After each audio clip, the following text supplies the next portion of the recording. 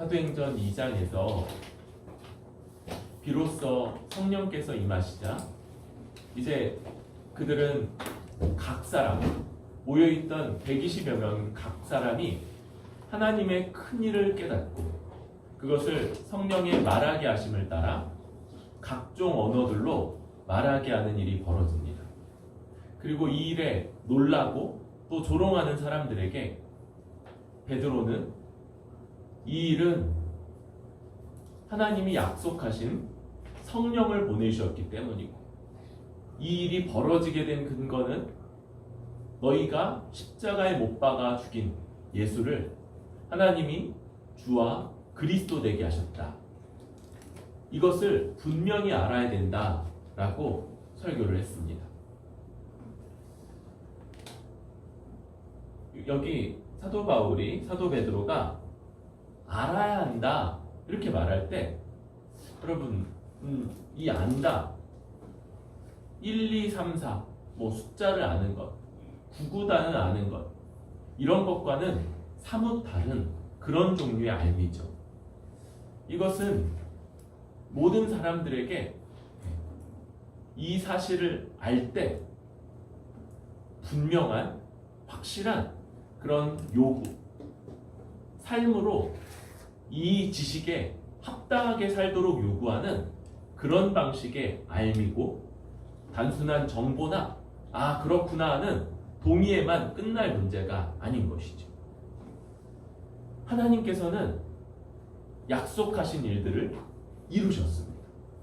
하나님께서는 하나님이 약속하셨던 대로 성령을 보내시겠다는 이 약속을 이룬 것이죠.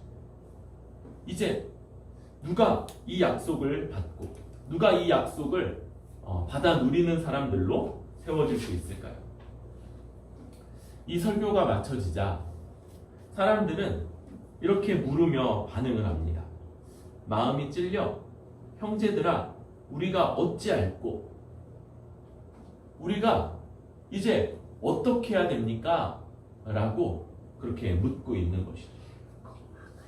여러분 베드로가 이들에게 하는 말은 이것입니다. 38절 같이 읽어보도록 하겠습니다. 시작. 베드로가 이르되 너희가 회개하여 각각 예수 그리스도의 이름으로 세례를 받고 죄사함을 받으라. 그리하면 성령의 선물을 받으리니. 베드로는 회개하고 또 세례를 받으라. 예수 그리스도의 이름으로 세례를 받으라 라고 그렇게 말합니다. 회개와 예수 그리스도의 이름으로 받는 세례 여기에는 믿음이라는 것이 포함되어 있죠. 회개한다. 그럴 때 우리 이미 가룟 유다가 행했던 것 그것은 회개가 아니라고 그랬었죠. 여기 메타노에오라는 이 회개 마음을 새롭게 하며 이전에 쫓았던 것에서 돌이키는 것 완전한 방향 전환 이것이 회개이고요. 이제 세례를 받는다. 우리 눈에 보이는 머리에다가 물을 찍어서 뿌리는 이런 방식의 세례들을 받으신 분들이 많고 또 그런 것에 익숙하겠지만 이 당시의 세례는 물가로 가서 한 사람이 그 물에 발끝부터 머리끝까지가 완전히 잠기는 이런 형식이었습니다. 오늘날의 침례하고 더 형태적으로 유사했던 것이죠. 한 사람이 머리끝부터 발끝까지를 완전히 적시는 이것. 주 예수 그리스도로 머리끝부터 발끝까지를 완전히 적시라. 완전히 그에게 의지하고 의탁하라는 이런 메시지인 것이죠. 그러면 어떻게 됩니까? 그러면 성령의 선물을 받을 것이다. 하나님은 성령을 그런 사람들 회개하고 예수를 전적으로 믿기를 결단한 자들에게 하나님의 영을 보내주셔서 그 마음을 완전히 새롭게 하고 이제 완전히 새롭게 되졌는지 변화된 존재로 하나님 앞에 능력 있게 살게 할 것이다 라고 약속되어 있는 것이지. 이 약속은 39절에 보니까 범위가 있죠. 범위가 너희와 너희 자녀와 모든 먼데 사람 곧 주 우리 하나님이 얼마든지 부르시는 자들에게 하신 것이라 이렇게 말합니다. 이 약속은 이 범위에게 유효한데요. 이 범위 어떤 사람들입니까? 지금 베드로 사도의 설교를 들었던 오순절에 예루살렘에 모였던 사람들에게 유효하고요. 또 그들의 자녀들에게 그리고 한부류 모든 먼데의 사람. 여기서부터 예루살렘에 있지도 않고 아주 멀리 떨어져 있는 그런 사람들. 그런데 그들에게 어떻게 유효하게 됩니까? 하나님이 그런 사람들 얼마든지 부르실 수 있는 하나님이에요. 하나님이 그런 사람들에게까지 얼마든지 은혜 베푸실 수 있는 그런 하나님이시기 때문인 것이죠. 이런 사람들 전체, 우리 자신들도 사실 바로 이 세 번째 부류라고 할 수 있겠죠. 제가 알기에 우리 중에 유대인이 없는데요. 유대인, 또 먼 조상이 유대인의 피가 흐르고 외조모가 유대인이거나 이런 경우가 없어요. 그냥 다 한국 사람들이죠. 그런데도 모든 먼데 사람, 정상적으로는 원래 이런 사람들은 하나님의 백성이 들어올 수가 없었어요. 원래는 이 앞에 두 부류, 너희와 너희 자녀들. 이전에 약속이 그랬죠. 하나님의 명령을 지키면 너희 1000대까지 복을 받을 것이고, 이걸 어기면 3, 4대가 저주를 받을 거다. 이런 말들 다 이 너희와 너희 자녀들, 이들이 약속의 대상이었는데 이제 베드로는 이 약속이 모든 먼데 사람, 이런 우리들까지도 포함하고. 근데 어떻게 포함됩니까? 하나님이 모든 멀리 있는 사람들에게까지 얼마든지 이 복음을 전하실 수 있는 분이에요. 또 이 은혜를 베푸시기 원하시는 하나님이시기 때문에 그러하죠. 그리고 40절 또 여러 말로 확증하며 권하여 이릅니다.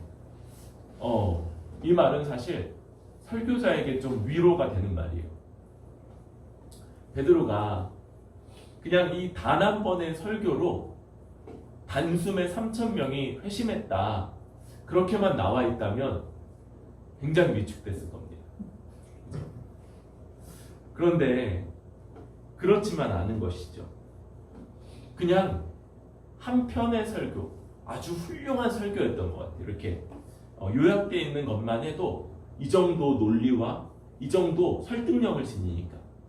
그런데도 그 베드로가 또 다른 사도들, 또 다른 120명과 함께 여러 말로 확증하며 권하는 것, 이런 것들이 같이 있었던 거죠. 교회 안에서 예수 그리스도를 믿고 그 믿음을 지켜간다는 것, 이것은 당연히 주일에 선포되는 말씀이 아주 중요하고 이것이 중심이 되겠죠.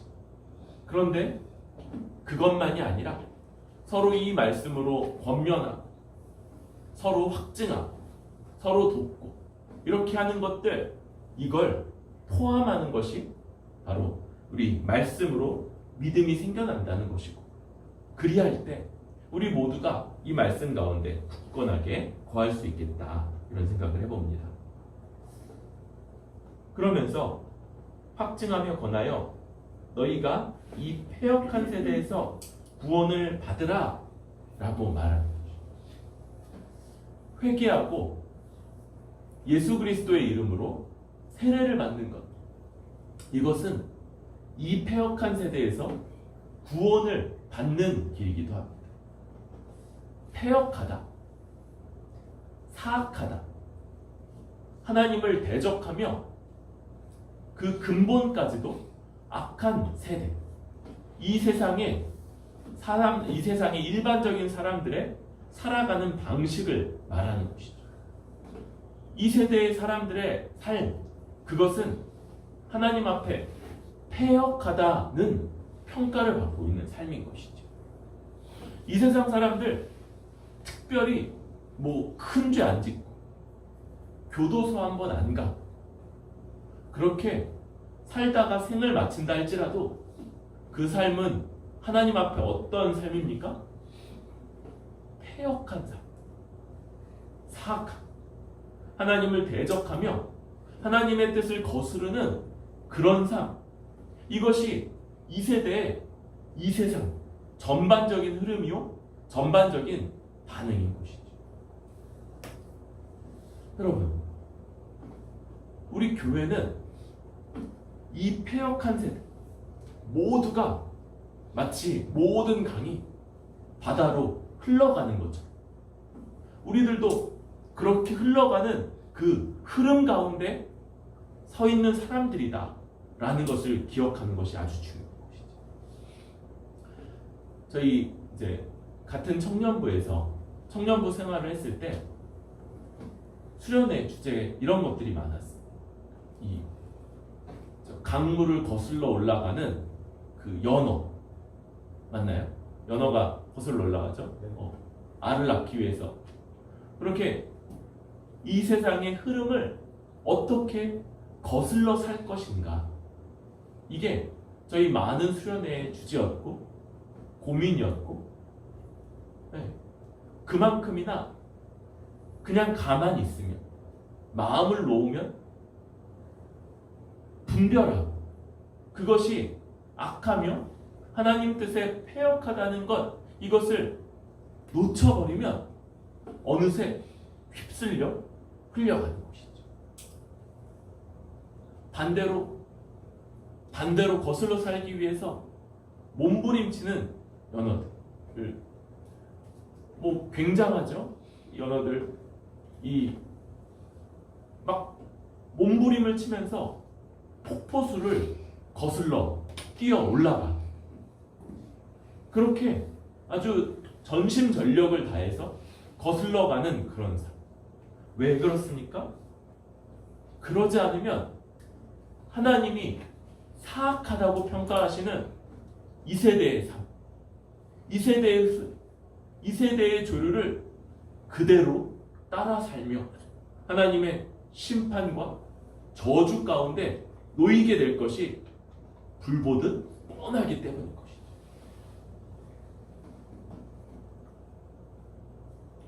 이 패역한 세대에서 구원을 받는 길, 바로 그것이 회개하고 그리고 예수 그리스도의 이름으로 세례를 받는 것이라고 할 수 있는 것이죠.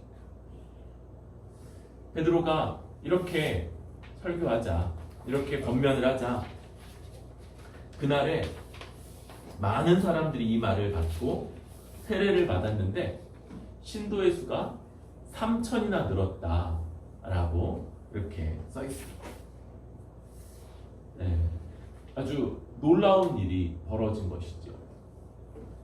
특별히 바로 이들 많은 숫자는 바로 지난 명절에 모인 무리들, 그래서 본디오 빌라도 앞에서 또 헤롯 앞에서 예수 그리스도를 죽이라고, 예수 그리스도를 십자가에 못 박으라고 그렇게 외쳤던 무리 가운데 있는 사람들일 수도 있는데, 그런 사람들이 자기 삶을, 자기의 모습들을 회개하고 이제 그 예수 그리스도의 이름으로 세례를 받는 일이 이렇게 많이 벌어졌다는 것, 참으로 놀라운 일이 아닐까 싶습니다. 여러분, 교회는 이런 소망, 이런 바람, 기대를 갖고 살아갑니다. 금요 강좌 때도 한번 말씀드렸지만, 여러분, 우리가 하나님께서 역사하셔서 많은 무리에게, 많은 수의 사람들에게 동시적으로 회개와 또 예수 그리스도를 철저하게 믿는 일들이 벌어지기를 기대하고 소망하는 것, 이것이 우리의 소망입니다. 하나님이 역사하셔서 언제 이런 일이 벌어질지 우리는 잘 몰라요. 또 우리가 어떻게 하면 이런 일이 벌어지게 할 수 있다, 이런 방식, 원리, 공식 이런 것 따위 존재하지 않습니다. 어느 순간인가 알지 못할 때 하나님께서 놀랍게 역사하시는 거예요. 평양 대부흥 때 2000년 초반에 있었던 평양 대부흥, 20세기 초반에 있었던 평양 대부흥, 또 이전에 있었던 조나단 에드워즈의 시기, 또 요한 웨슬레의 시기, 이런 시기들처럼 하나님이 역사하셔서 많은 사람들이 한때 그들이 저주하고 한때 그들이 거부했던 그런 분을 주와 그리스도로 인정하고 그들의 삶을 돌이키고 믿음으로 주 앞에 서는 것, 이런 것들이 우리 교회의 바람이고 기대고 하나님 앞에 간구하는 기도의 제목인 것이지. 또 만약 그럴 때 전적으로 하나님이 역사하시는 가운데 혹시 누군가 혹은 어떤 교회를 사용해 주신다면 그것이 우리들이 되고 또 우리 교회가 될 수 있기를 기대하고 소망하는 마음이 있기도 합니다. 이런 것들이 우리 기대인 것이죠. 그래서 교회는 이 세대 전반적인 사람들이 하나님을 대적하고 폐역하고 사악하며 성경 말씀을 따르면 날로 더 악해져가는 그런 시대, 그런 흐름 가운데 있다는 걸 알고 인식합니다. 어찌 보면 점점 더 소수만이 남아서 믿음을 지키는 것처럼 보일지 모르겠어요. 한때 구약의 유명한 선지자 엘리야가 하나님 앞에서 지쳐서 토로했던 것처럼 하나님의 백성들 다 하나님을 떠나고 나밖에 남지 않았습니다. 그런데 하나님이 그때 엘리야에게 하셨던 말씀이 있죠. 바알과 아세레아에게 무릎을 꿇지 아니한 그런 자들 7,000명, 7,000명인가요? 7,000명을 내가 남겨두었다. 하나님께서 하나님의 역사 가운데 그런 흐름 얼마든지 언제든지 이런 흐름을 뒤집으실 수 있는 하나님이신 것을 믿고 기대하고 그런 일이 우리 생애 가운데 우리 눈앞에서 좀 펼쳐지기를 기대하고 소망하는 것, 이것이 교회가 오랫동안 바라왔던 것이고 또 기대하고 소망하는 것이죠. 오늘 이 3,000명이 회심하는 이런 장면들, 우리 역시도 이런 일들이 벌어질 것을 기대하고 소망하면서 하나님이 어떤 것들을 사용하시고 어떤 것을 통해서 하실지 몰라요. 그래서 우리가 할 수 있는 것들을 잘 감당하면서 하나님이 역사하실 것을 바라고 소망할 수 있기를 바랍니다. 여러분, 오늘 이 권면 베드로 사도가 전한 설교에 우리가 어찌할꼬 하는 이 말에 대한 답, 그 말은 회개와 예수 그리스도의 이름으로 세례를 받으라 라는 것으로 요약할 수 있습니다. 성령의 충만함, 성령이 우리 가운데 임하셔서 우리를 새롭게 하고 우리를 역사하시는 것, 이것이 있기 위해서 우리는 반드시 회개와 예수 그리스도의 이름으로 받는 세례라는 것들, 이것들을 행해야 하는 것이죠. 회개는 어떤 겁니까? 여러분, 그냥 주 앞에서 우리가 그냥 열심을 내고 그냥 잘 사는 것 같고 그냥 열심히 예배드리는 것, 이런 것만이 끝이 아니고 먼저 뭡니까? 먼저 이 회개는 우리 삶이 하나님을 대적하고 하나님을 거스르며 하나님과 상관없이 살았던 삶, 내가 스스로 하나님 되고자 했던 삶인 것을 인식하고 애통해하며 여기서 돌이키는 것입니다. 이것이 모든 사람들이 우리 주 예수 그리스도를 주와 그리스도로 받들기 위해서 반드시 있어야 하는 것이죠. 그 전에 주님이 앉으셔야 하는 그 자리에 이미 다른 존재가 앉아 있었던 것이죠. 그게 뭡니까? 나 자신.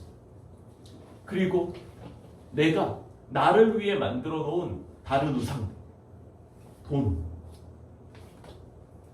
지위, 때로는 좋은 학벌, 어떤 관계들, 이런 것들이 나를 안전하게 하고 내 삶을 보장할 것이며 내가 복되게 평안하게 살 것이다 라고 기대했던, 결국은 나 자신이고 나를 위한 모든 것들이 내가 그 자리에 있었던 것을 깨닫고 이것이 얼마나 어리석고 얼마나 하나님의 뜻을 대적하는 일인지를 깨달아 돌이키는 것, 완전히 방향을 전환하는 것, 나를 위해 살고 나를 우상화하고 나만을 위해 나만을 생각하며 사는 것, 이걸 회개하며 방향을 전환하는 것, 바로 이것이 회개인 것이지. 여러분, 이런 회개는 예수 그리스도를 믿을 때 최초로 그리고 가장 분명하게 벌어지는 것입니다. 그러나 또 어떤 것입니까? 우리는 목욕한 자로서, 그러나 발은 날마다 다시 씻어야 되는 그런 자들이라고 예수님이 비유하셨던 것처럼 이런 방식의 회개는 다시금 있어야 하는 것이고, 우리가 예배 때마다 다시 한번 우리 삶을 돌아보고 우리가 또다시 이런 죄를 범했고 또다시 이런 하나님 뜻을 거역하는 일이 내 삶에 있었구나라는 걸 발견하고 회개하고 돌이키는 것, 이것은 반복적, 날마다 그리고 예배 때마다 벌어져야 되는 일인 것이지. 그렇게 우리 자신을 알고 우리 자신이 어떤 존재인지를 깨닫는 것, 이것만으로 충분치 않습니다. 이제 우리 주 예수 그리스도를 믿고 그분으로 머리끝부터 발끝까지 완전히 잠기는 것과 같이 그렇게 주님으로 채워지는 것, 이것이 필요한 것이죠. 여러분, 이전까지는 자신을 위해 살았고 또 자기 자신을 의지하여 살았습니다. 그런데 이제 그것을 포기하고 우리 주 예수 그리스도를 주로, 곧 내 삶의 목표요, 목적으로 인정하고 그리고 그분의 모든 것을 의지하여 살아가고, 이것이 바로 믿음이요 우리 주 예수 그리스도의 이름으로 세례를 받는 것이다 라고 할 수 있는 것입니다. 이제 우리는 우리를 위해 사는 자가 아닙니다. 성경이 우리 중 누가 자기를 위해 사는 자가 있느냐 이렇게 공공연하게 말할 만큼이나 이제 우리는 다 예수를 위해 살아가는 자, 우리를 위해 자신의 생명까지 내어주며 우리가 받아야 될 하나님의 모든 진노와 저주를 대신 받아 죽으시고 부활하신 우리 주, 그분이 이제 우리 삶의 목적이시죠. 하루를 시작할 때 오늘 어떻게 하면 수미를 기쁘게 할까? 어떻게 하면 수미를 행복하게 할까? 어떻게 하면 현종 오빠를 기쁘게 할까? 행복하게 할까? 이런 걸 고민하기 앞서, 그것도 고민해야겠죠. 그 앞서 먼저 주 예수님을 어떻게 예수님을 기쁘시게 하고 어떻게 주 예수님을 더 유익하게 할까? 이걸 생각하는 것이 우리 삶이고, 그리고 주님을 유익하게 하고 주님을 이익되게 할 때 주님을 더 의지해서 그렇게 하는 것이죠. 얼마 전 어버이날 때 저희가 처음인 것 같아요. 이렇게 여러 가지 선물들. 시연이는 아빠한테 선물을 했는데 아빠가 좋아하는 것들. 그래서 컵라면, 몽쉘통통, 콜라, 이런 아빠가 제일 좋아하는 3종 세트를 선물을 했어요. 시우는 엄마에게 선물을 했는데 아무튼 뭐 깔개, 뭐 이런 빛, 이런 아주 이렇게 엄마가 제일 좋아하는 것들로 이렇게 선물을 했어요. 그런데 아시죠? 쟤네는 월급을 받는 아이들이 아닙니다. 어떻게 합니까? 할머니예요. 뭐 그런 것들, 또 이제 궁극적으로 이제 저희한테 받는 용돈으로 이렇게 하는 거죠. 그런데 사실 이게 맞는 거.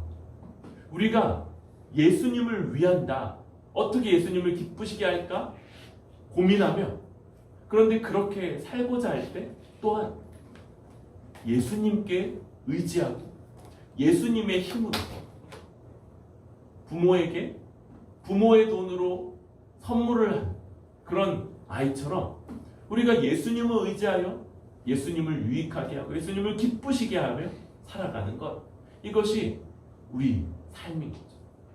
그때 주님이 아주 기뻐하시며 만족해 하시는 것이죠.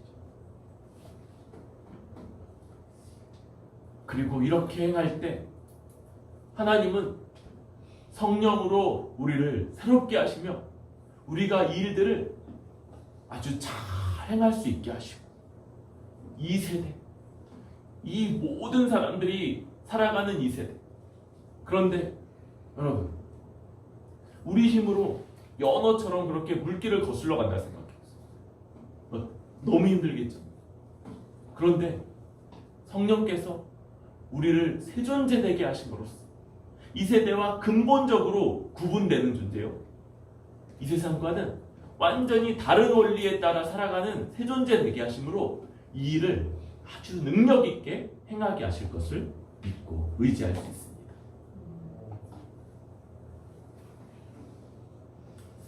이렇게 해서 최초의 교회가 생겨나게 됩니다. 수학을 좀 해볼까요?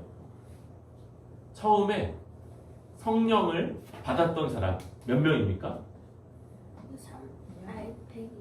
그죠? 약 120명이죠. 약 120명. 그리고 오늘 이제 베드로의 설교와 또 여러 말로 행한 권면에 따라 주 예수를 믿고 세례를 받은 사람들 3,000명. 그러니까 약 3,120명. 아마 이렇게 정확하진 않을 거예요. 처음에 약 120명은 거의 120명이겠지만 유대인들의 경우 성인 남자만을 수로 세는 그런 일들이 있어서 여기에 여성과 아이들의 수는 포함되지 않았을 거다라는 생각들도 있어요. 그러면 더 많은 이들이겠죠. 이들이 처음으로 교회라는 공동체를 이루고 이날, 바로 이날부터 교회로서 살아가기 시작하는 이런 일이 벌어집니다. 여러분, 그런데 오늘 말씀은 바로 그 첫날, 바로 오순절날, 그때 성령 임하자마자 벌어진 일련의 일들로 생겨난 교회가 처음부터 힘썼던 모습들을 보여줘요. 구체적으로는 42절부터 나오게 됐는데, 처음부터 힘썼다는 것, 이것이 우리에게 가지는 메시지가 있어서 좀 생각해 보고자 합니다. 성령이 임하자마자 바로 이런 모습들, 이런 힘이 나타난, 많은 사람들은 이 공동체, 교회 공동체를 여러 가지 원리들을 따라 분석하고자 합니다. 뭐 집단 상담, 뭐 이런 것, 혹은 뭐 어떤 원리들에 따라서 사회학적인 원리들. 그래서 사람들이 모이기 시작하면 어떤 일들이 벌어지고 어떤 일들이 벌어지다가 이런 모습들이 나타난다. 그러니까 교회도 얼마든지 사회학적으로 집단 상담학적으로 설명할 수 있는 그런 공동체다. 이렇게 말합니다. 그런데 그러기 위해서 시간이 필요한 거죠. 언제나 뭔가를 배워가고 시행착오를 거치고 그러면서 발전해 가다가 어느 단계에 도달해서 안정적인 상황을 이루게 되는 이 과정이라는 것이 있게 되는데, 그런데 교회는 그렇지가 않은 거예요. 첫날, 쉽게 얘기하면 딱 문 연 그날부터 이날은 이 교회는 이런 네 가지 특징을 그대로 보이고 있는 공동체입니다. 아이가 엄마에게서 태어나자마자 응애 하고 울음을 터뜨리면서 자가호흡을 시작하죠.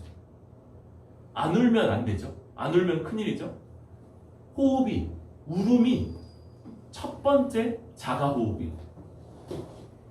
모든 태어난 정상적인 아이는 다 이 울음과 함께 첫 번째 자가호흡을 시작하고 그 후로부터 평생 동안 숨이 끊어지는 날까지 자기 호흡을 하면서 살아가게 됩니다. 아이는 어디서 배우거나 점점 발전해 가거나 그렇게 해서 호흡하게 되는 게 아니라 스스로 호흡하며 살게끔 창조된 존재인 거죠. 그렇게 태어난 존재. 교회가 첫날부터 이런 모습을 보였다는 것. 그것은 성령이 임하여서 세워진 공동체가 본질적으로 어떤 특징을 갖고 있다는 것이죠. 여러분,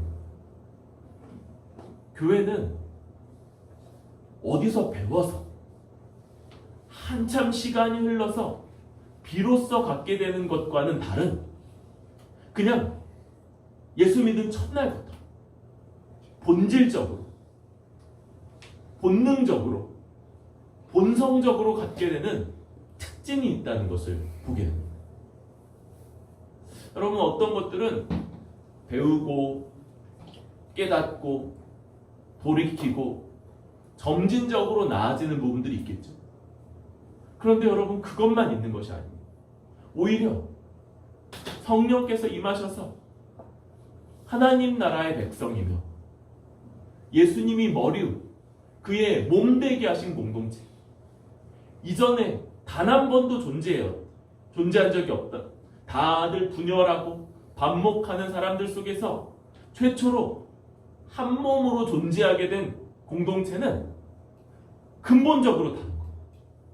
근본적으로 배워야 하고 더 알아가야 되고 훈련받아야 되는 것, 그런 측면이 있습니다.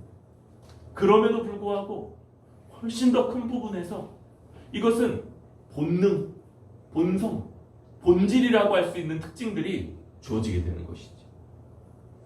그것은 우리가 하나님의 성령이 우리 가운데 거하시며, 그래서 지금 나타난 공동체가 이 세상에 널리고 널린 수많은 모임들과는 완전히 다른 이질적 공동체, 하늘에 속한 공동체, 이 패역한 세대에 속하지 않은 공동체임을 드러내주고 있는 것이죠. 우리들은 어떻습니까? 여러분, 우리는 좀 어떻습니까? 여러 특징들이 있죠. 주로 주일에 다 모인다. 밥이 맛있다. 아이들부터 어른까지 다 함께 예배드리며 그렇게 앉아있는다. 모르겠어요. 또 다른 분들이 왔을 때 이 사람들은 이런 특징이 있구나, 이런 것들을 얘기하겠죠. 여러분, 그 중에 이들은 놀랍다. 이들은 정말 신기하다. 내가 교회도 다녀봤지만 어디서도 보지 못한 그런 모습들이 이들 가운데 나타나고 있다. 그런 모습들이 우리 가운데 잘 나타나고 있습니까? 성령으로 인해 나타난 공동체요. 이 세상에 한 번도 존재한 적이 없었다가 비로소 존재한 공동체. 바로 사도행전 2장에서 처음 나타난 이 공동체가 우리 뿌리 깊은 교회와 연결되어 있고 우리의 모체라면 우리가 저 공동체요, 저들을 잘 이어받은 그런 정상적인 공동체, 교회라면 우리에게도 이런 분명한 특징들이 나타나야 되는 것이죠. 사람들이 놀라고 두려워하고 또 한편으로는 칭송하는 이런 모습들이 우리에게도 있어야 할 거다 생각이 듭니다. 여러분,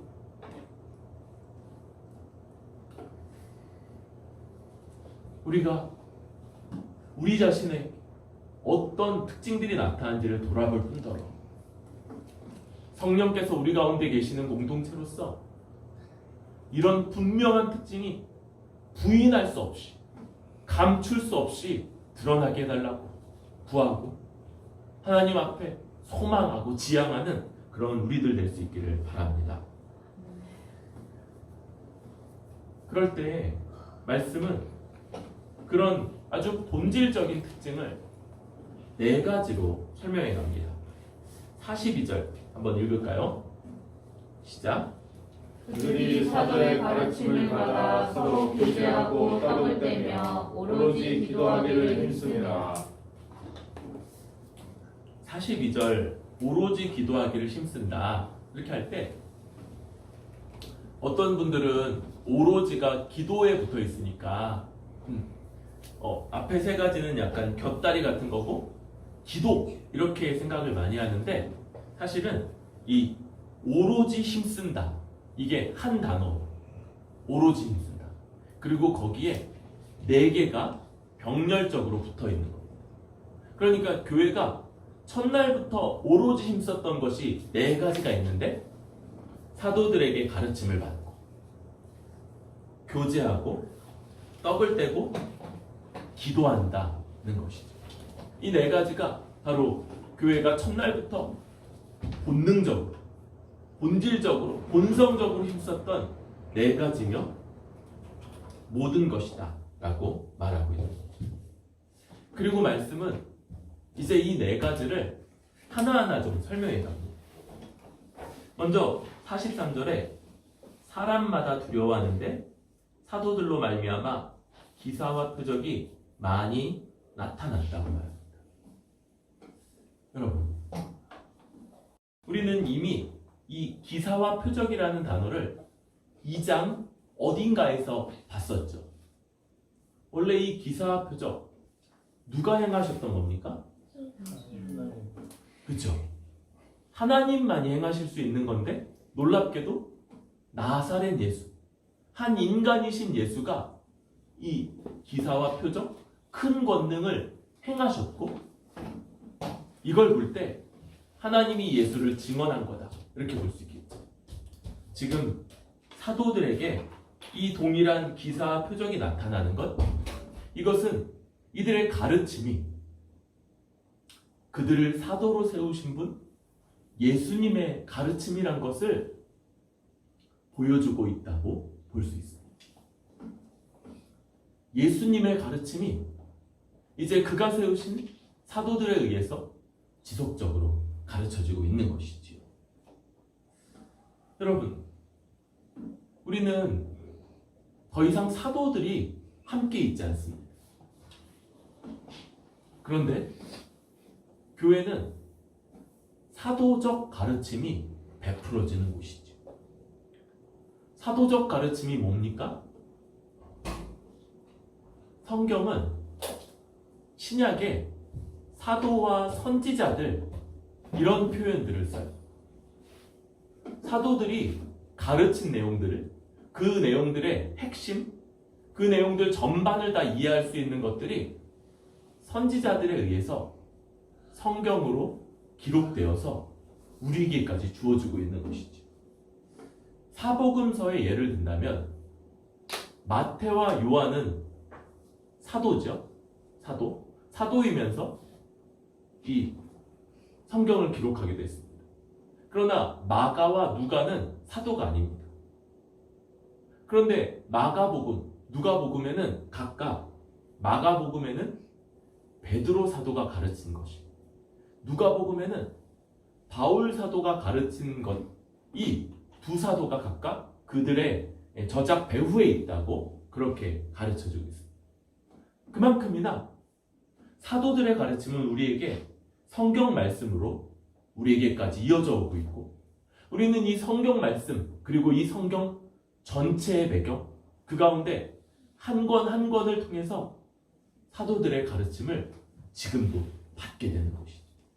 그냥 성경 말씀을 쭉 읽거나 그냥 쭉 암기하는 것만으로가 아니라 그 말씀을 찬찬히 살피고 분명하게 이해하고 알아가는 것을 통해서 사도들의 가르침을 받고, 특별히 하나님께서 교회마다 세우시는 목사를 통해서 이 말씀이 권위 있게 선포되게 하시고, 그리고 이 말씀에 따라 모든 지체들, 가장 어린 지체들까지도 이 말씀 배경 가운데 성경 말씀을 스스로 읽고 알아가면서 사도의 가르침을 받는 일, 여기에 지금도 힘쓰게 되는 것, 이것이 교회가 갖는 특징인 것이죠.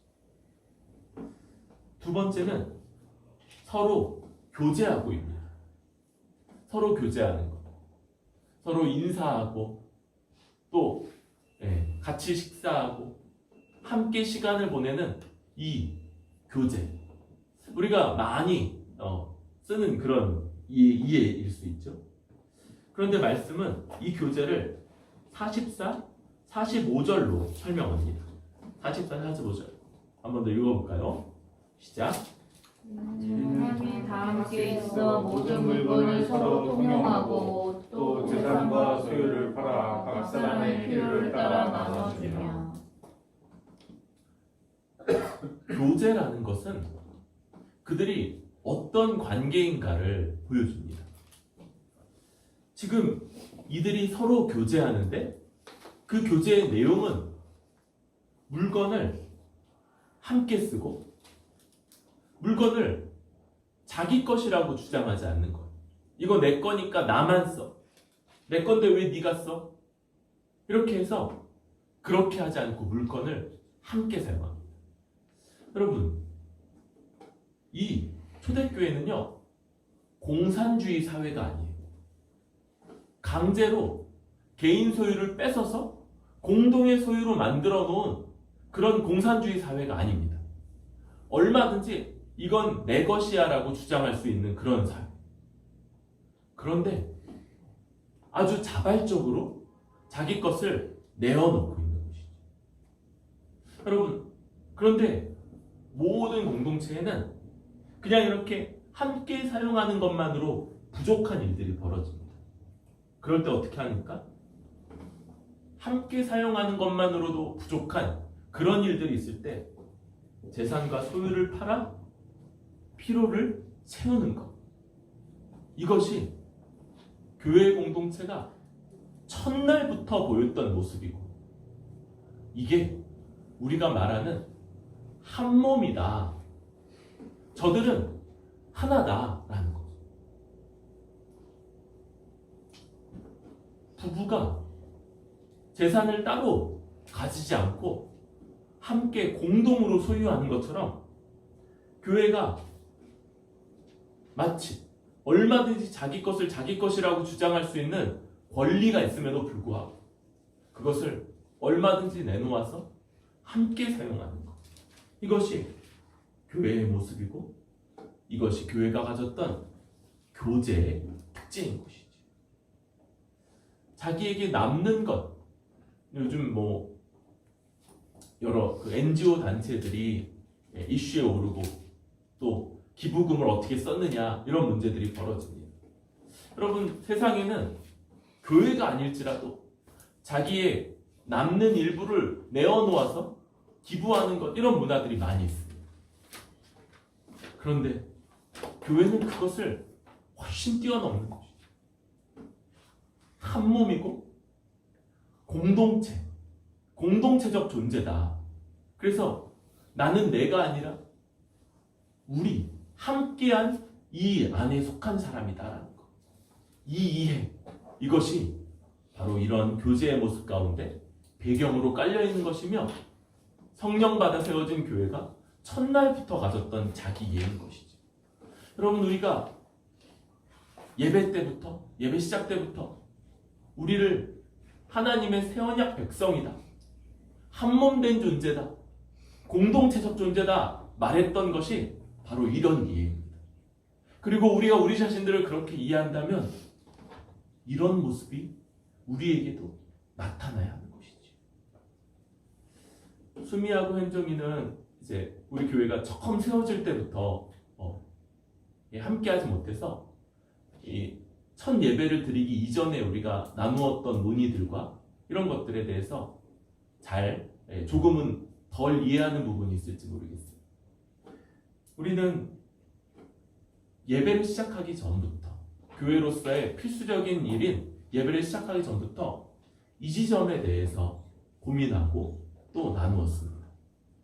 그리고 그런 맥락하에서 먼저 저와 제 아내, 저희 가정이 저희의 모든 소유, 모든 소득에 대해서 교회 앞에 이것들을 공개하고 저희의 소득을 두 분은 잘 모르지만 두 분은 다 알고 계세요. 우리 교회 저희 가정이 소득이 어떤지를 두 분은 잘 알고 계세요. 그래서 이런 것들을 나눴던 것, 이게 의무가 아니죠. 이게 모든 사람이 행해야 되는 그런 일은 아닙니다. 그럼에도 불구하고 여러분 이 세상에 오늘날 이런 것들을 자기 프라이버시로 잘 보장받고 싶어 하죠. 그런데 여러분 교회 공동체는 그걸 훨씬 넘어서는 공동체입니다. 우리가 집합적 존재, 정말 공동체적 존재고 내가 그냥 이전에 한 개인이었던 자에서 공동체적 존재로 변화되었다면 나의 이런 부분들을 얼마든지 나누고 또 교회 공동체와 함께 할 수 있는 것, 이것이 성령 받아 세워진 자들의 특징이어야 한다는 것, 이것이 말씀을 통해 우리가 보고 있는 바죠. 우리는 소득을 나누고자 합니다. 여러분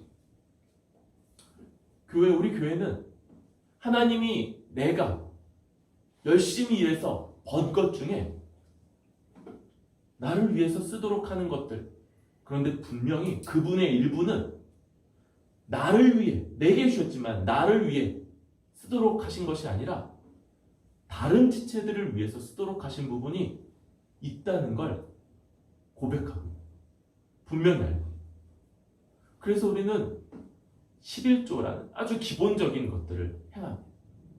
10분의 1.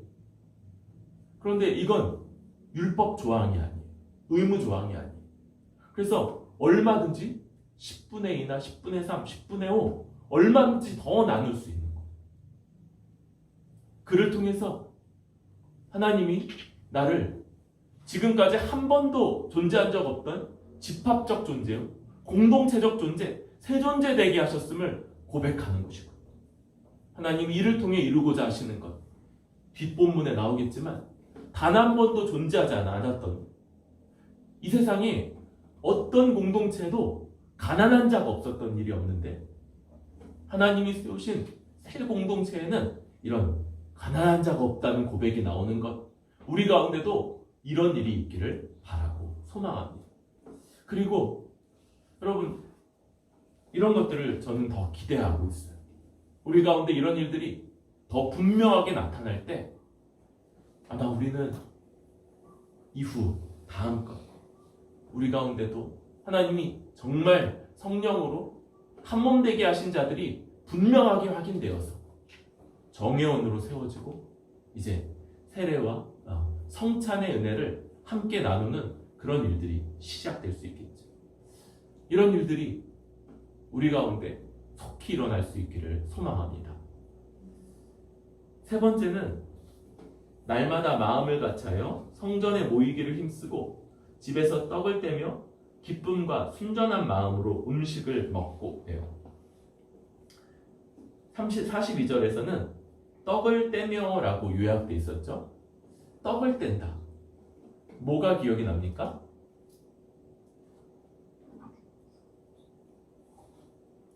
그쵸? 예수님이 잡히기 전날 밤 제자들과 함께 떡을 나눠주시고 여기 떡을 떼며 그랬다고 잔은 안 나누는 게 아니라 떡을 떼며로 대표되는 이것 바로 제정하신 성만찬이죠. 예수님이 자기의 몸을 나누고 또 피, 포도주를 나누시면서 너희를 위해 흘리는 피고 언약의 피다 이렇게 말씀하셨어요. 이제 이 성만찬은 46절에 설명하는 것처럼 우리가 마음을 같이하여 함께 모이고 또 여기 3,000명 이상이 성전에서 함께 모였을 때 아마 개인적이고 더 친밀한 교제는 아주 어려웠을 거예요. 그런데 그렇게 전체로 모일 뿐만 아니라 집집마다 흩어졌을 때 그때 더 깊이 교제하면서 떡을 떼고 기쁨과 순전한 마음으로 함께 공동 식사를 거행하면서 이 성만찬을 기억하고 기념하고 예수님의 십자가 은혜를 누렸던 것 이것이 초대교회의 모습이었던 거죠. 우리가 함께하는 식사는 그냥 맛있는 음식을 함께 먹는 것이 아니라 이런 의미를 담고 있습니다. 예수 십자가 은혜로 우리들이 한 몸 되었고 이제 그래서 함께 예배드릴 뿐만 아니라 함께 음식을 먹으며 하나님 나라의 모든 복락을 받아 누리는 공동체 되었음을 기뻐하고 그리고 이제 지금 여기서 먹는 맛있는 음식들을 따라서 주님 나라에서 모든 것을 만끽할 것을 기대하고 소망하는 것 이것이 우리의 공동 식사요 우리 예배요 우리의 모습인 것이지. 마지막은 기도입니다. 기도. 이 유대인들은 기도 시간이 정해져 있었어요. 하루 3번 기도하는 시간. 그때 특별한 자세로 예루살렘 성전을 향해서 기도하는 이런 문화가 있었습니다. 교회는 이런 문화에 따라 기도하고 또 이런 문화 이상으로 기도했던 것 같아요.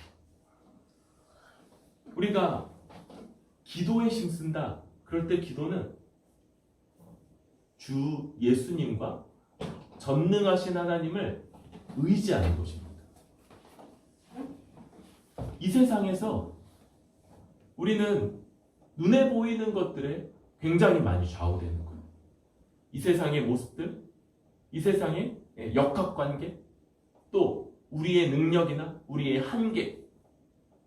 그런데 교회 공동체는 눈에 보이지 않는 머리, 곧 머리 대신 예수님으로부터 모든 것을 공급받아 존재하는 공동체입니다. 그래서 우리는 시간을 정해서 눈을 감습니다. 뭐 의무는 아니에요. 율법은 아니에요. 한눈 떴다고 뭐 시우시언이 서로 기도하다가 눈 떴다고 잃는 일들이 있는데 뭐 잃지 마세요.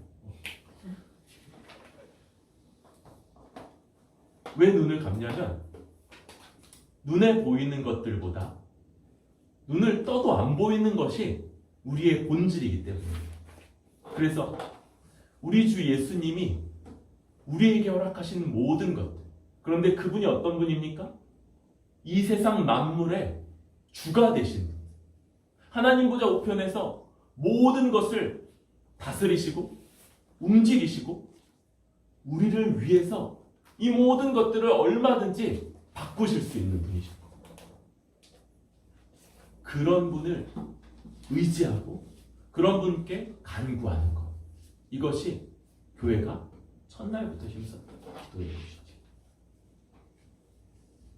여러분, 이 본질적인 것이 첫 교회의 모습이라면 마치 아이가 태어나면서 시작한 그 숨을 지금도 우리도 의식하지 못한 채 계속 쉬고 있는 것처럼 우리 역시도 언제까지나 힘써야 되고 우리의 가장 본질적인 부분이 되어야 된다 생각합니다. 여러분, 사도들의 가르침, 이제 사도에게 직접 받을 수 없지만 사도적 가르침에 힘쓰는 우리들이 될 수 있기를 바랍니다. 주일 말씀을 힘써 배우고 또 이 말씀을 함께 나누며 내면화시키고 이 말씀의 기초에서 말씀을 스스로 보아 알아가는 일에 힘쓰는 것, 또 서로 교제할 수 있기를 바랍니다. 우리가 우리에 있는 소유를 함께 하기까지 서로에게 서로의 빈곤함, 이 궁핍함이 하나님 나라에 합당하지 않은 것을 알아서 이것을 채우고자 애쓰는 이런 모습들이 나타납니다. 또 모일 때마다 우리가 우리 주 예수 그리스도 십자가 은혜로 하나님 나라의 모든 복락을 누리는 공동체 되었음을 인식하고 이 약속을 다시 기억하는 우리들이 되고, 마지막으로 이 세상에서 우리 주 예수 그리스도의 초월적인 은혜를 힘입기 위해서 시간을 떼어 기도하는 그런 공동체, 이렇게 될 때 그런 우리들을 하나님께서 온전히 사용하셔서 어쩌면이죠. 바라지만 그러나 이거 하나님이 정하실 일이기, 하나님이 그런 우리들을 통해서 이 시대에 어떤 전환점을 마련하시고 점점 더 악해져가는 세대 가운데 한 번 더 놀라운 부흥이라는, 놀라운 시대적 회심이라는 이런 일들을 일으키시진 않을지, 이것들 기대하고 소망하면서 이런 일들에 더 힘쓰는 우리 뿌리 깊은 교회 되기를 바랍니다.